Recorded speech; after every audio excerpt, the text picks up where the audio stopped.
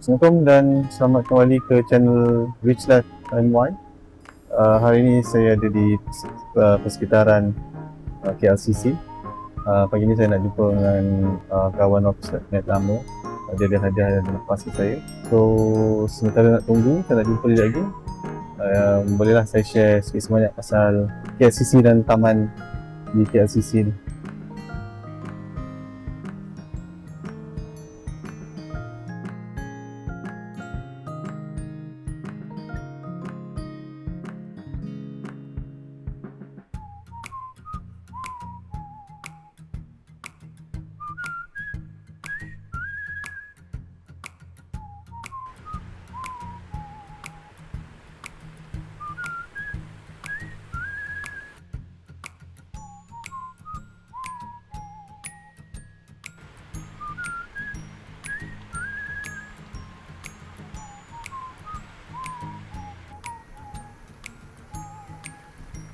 So sekarang saya berada di tepi taman bebas kewangan. Jadi bebas kewangan ni adalah satu tahap bila mana kita punya aset-aset kita dah menjanakan pendapatan. Aset-aset kita dah menjanakan pendapatan dan memberi kita pulangan yang mana kita boleh gunakan daripada aset-aset tu untuk menampung kehidupan kita sehari-harian. Itulah maksud dalam bebas kewangan. Adakah bebas kewangan untuk semua orang? Jawapan saya mungkin tidak. Sebab bukan semua orang nak capai bebas kewangan. Ada orang mungkin dia nak bekerja selama-lamanya sampailah ke akhir hayatnya. Atau mungkin ada orang dia tak tahu macam mana dia nak gunakan masa yang ada setiap hari kalau jadualnya bukan terikat dengan kerja. Jadi bebas kewangan ni bukan untuk semua orang, saya rasa. Macam saya nakkan bebas kewangan sebab saya nak capai satu keadaan yang mana saya boleh dapat balik masa yang selama ni saya pinjamkan pada syarikat saya bekerja. Dan bila dah capai bebas kewangan, anda boleh buat benda-benda yang orang lain tak boleh buat. Orang lain yang tak capai bebas kewangan tu, dia boleh rasa macam orangnya, kenapa waktu bekerja kau boleh ada kat luar, kenapa waktu bekerja kau boleh jalan sana sini, kenapa waktu bekerja kau boleh buat benda yang aku tak boleh buat. Orang yang tak capai bebas kewangan mungkin dalam hati dia akan berkata macam tu lah. Dan untuk saya sekarang jam pukul 10.25 dan saya berada di pekarangan Taman KLCC.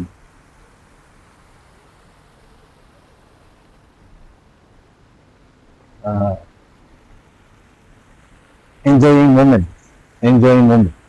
Sebab sebelum ni saya bekerja, mungkin saya lalu tempat-tempat macam ni, tapi saya tak dapat nak stop, tak dapat nak duduk, tak dapat nak tengok, tak dapat nak menikmati saat-saat tu. Bila dah capai bebas kewangan, alhamdulillah, anda boleh berhenti, anda boleh duduk dan anda boleh perhatikan sekeliling anda. Untuk mencapai bebas kewangan, tuan-tuan dan puan, anda perlukan pengembangan sebenarnya. Dan macam saya, benda yang saya buat ni, saya tak terfikir pun nak capai bebas kewangan satu hari nanti. Yang mana masa saya muda-muda dulu, bila saya ada dapat gaji, saya sisihkan daripada gaji tu sebahagian yang saya nak simpan. Saya sisihkan. Saya dapat gaji, saya sisihkan. Saya save. Setiap bulan saya sisihkan untuk saya save. Dan benda tu lama-lama dia jadi tabiat. Tuan-tuan perempuan, dia jadi tabiat. Setiap bulan saya akan save tanpa perlu disuruh, tanpa perlu diingatkan, tanpa perlu ada jadual. Memang saya akan berdisiplin, saya simpan. Lama kelamaan, daripada bulan ke bulan, saya ada modal. Bila saya ada modal, saya gunakan modal tu untuk beli rumah. Jadi saya beli rumah pertama pada umur 27 tahun, tahun 2013. Sebuah rumah teres 2 tingkat di Seksyen 8 Shah Alam. Itulah harta tanah pertama saya, aset pertama saya yang saya beli pada usia 27 tahun. Kemudian daripada situ saya simpan lagi dan modal saya beli tanah. Saya beli tanah, banglo, yang kemudian saya buat rumah banglo juga. Yang tu saya buat pada usia 28 atau 29 macam tu. Kemudian dari situlah saya beli lagi aset sampailah ke tahap tu saya ada sampai 4 buah rumah. Kemudian ni tahun 2020 bila Covid melanda dunia, masa tu baru saya tunjuk. Ini ada orang tunjuk gambar. Tahun 2020 saya terkejut sebab masa tu simpanan saya tak banyak, lebih kepada hartanah dan tak banyak dalam simpanan liquid. Masa tu dalam ASB saya lebih kurang 20 lebih ribu je. Bila saya dah gelabah, saya jual rumah yang pertama saya di Salam tu. Dari situ saya start ubah saya punya cara. Daripada hartanah, saya ubah cara kepada lebih kurang 50-50. Separuh hartanah dan separuh liquid dalam ASB.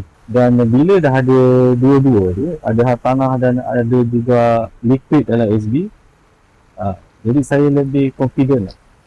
Saya lebih confident dan saya tahu bahawa ada duit dalam akaun ASB saya yang boleh membantu saya kalau berlaku kecemasan.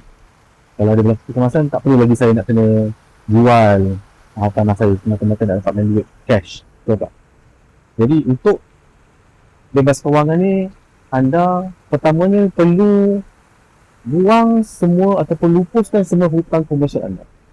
Hutang-hutang bank yang mana anda beli untuk benda-benda komersial, anda guna credit card, anda ada personal loan, itu semua memang kena langsaikan dulu sebelum anda nak ke bebas kewangan. Lepas dah tak ada hutang-hutang tu, barulah anda boleh fokus untuk membeli aset. Dan untuk saya, lepas saya dah ada duit daripada jualan rumah pertama saya di Salam tu, saya langsaikan hutang kereta saya. Kemudian saya deal saya punya ASB. Deal ASB saya sikit demi sikit.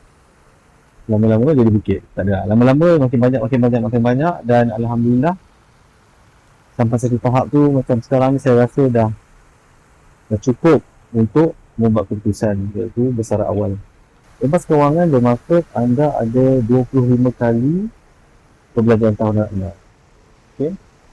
25 kali perbelanjaan tahunan anda. Jika anda ada perbelanjaan bulanan, anda kali dengan 25 bersamaan dengan 25 tahun perbelanjaan anda. Bila dah ada 25 kali perbelanjaan tahunan, bermaksud anda seolah-olah ada 25 tahun punya perbelanjaan ataupun budget untuk menampung 25 tahun punya kehidupan. Daripada situ lah anda boleh ada confident level. Sebab anda tahu anda punya simpanan anda boleh menyara kehidupan 25 tahun. 25 tahun lama tu. 25 tahun lama. Anda dah ada satu dana yang boleh menampung anda 25 tahun, yang boleh anda buat decision sama ada ingin terus bekerja ataupun besaran awal. Itu saja untuk nak capai bebas kewangan. Pertamanya, hutang komersial yang tak ada. Yang keduanya, start ada dana kecemasan, bina dana kecemasan anda daripada 1 ke 3 bulan, kemudian tambah lagi 6 bulan, kemudian tambah lagi tahun, dan lepas tu start boleh beli aset, hartanah, ASB, simpan, buat bisnes, dana apa ni, keuntungan daripada bisnes tu anda simpan lagi sampai dana kecemasan itu yang mula-mula 3 bulan, 6 bulan, tahun tu anda bina sampai jadi 25 tahun. Ya, 25 tahun. Banyak tu. Banyak, tapi tak mustahil. Sebab saya dah buat. Dan anda juga boleh buat. Dan barunya ada saya jumpa yang kawan sebelum saya habiskan satu notis saya tu. Dan dia tanya kepada saya, Nazim, macam mana awak boleh decide untuk buat keputusan? Berapa yang perlu ada? Tapi masa tu jawapan saya kepada dia, saya tak jawab yang kena ada 25 kali perbelanjaan tahunan tu. Sebab itu macam complicated sikit nak terangkan kat meja makan kan. Kita tengah makan tengah hari, lepas tu saya nak jawab tu macam panjang sangat nak cakap tu apa nak ada 25 kali lah. Itu saya tak guna cara tu. Saya just cakap dia, kalau ada 1 juta mungkin dah boleh decide. Dia kata 1 juta. Ya, dia cakap 1 juta dalam accountant ataupun dalam SD ke.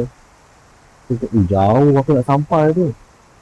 Ya, jauh, memang jauh, tapi tak terlambat lah. Dia cakap masih ada masa lagi. Kalau dah ada kesedaran, developkan kesedaran tu kepada action, dan daripada action tu buat Macam mana kita nak buat action tu, kita ada plan tak. Kurang tu plan. Buat dalam masa 5 tahun, 10 tahun. Bergantung pada situasi anda. Bergantung pada situasi orang masing-masing. Kalau anda boleh buat lagi cepat, Alhamdulillah. Jadi kalau anda tak boleh buat dengan cepat, anda punya timeline. Jangan terikut-ikut orang. Macam saya buat 5 tahun, 6 tahun. Itu timeline saya. Orang lain mungkin 10 tahun. Orang lain mungkin 15 tahun. Orang lain pula mungkin 3 tahun, 5 tahun. Bergantung pada keadaan masing-masing. Jangan terikut-ikut dan anda tahu pula. Yang penting anda tahu, bila sampai umur, sampai ke tarikh yang anda nak tu, sampai ke target yang anda letak tu, anda dah sampai di masa orang. Dari situ anda boleh buat keputusan. Hidup macam mana lah anda nak buat. So, itu saja setakat hari ini. Jumpa lagi di video akan datang. Okay guys, Assalamualaikum and bye-bye. Itu saya belajar di video tadi.